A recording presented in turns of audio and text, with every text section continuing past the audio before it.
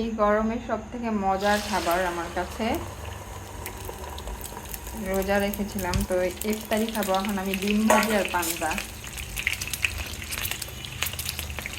একদিন কি আমার এত ভালো লাগছে, এখন আমার এটাই খেতে ইচ্ছা করে প্রতিদিনই। ডিম ভাজাটা আজকাল খাওয়াই হয় না তেমন একটা। আজকে আমার খুব মন চেয়েছে ডিম ভাজি দিয়ে পান্তা খাবো।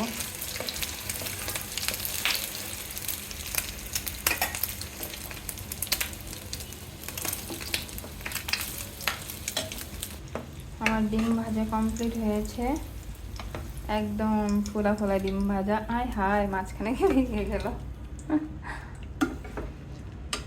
তো এই তো আমার পান্তা, আর এটা হচ্ছে মরিচ ভর্তা। আমার প্রচুর গ্যাসের প্রবলেম, মানে অ্যাসিডিটি হয় আর কি। তারপরে এইসব খাবার খেতে কার না ভালো লাগে বলেন? তো কার কার খেতে ইচ্ছা করছে কমেন্ট করে জানাবেন, আর যার খেতে ইচ্ছা করছে চলে আসেন। আল্লাহ হাফেজ সবাইকে।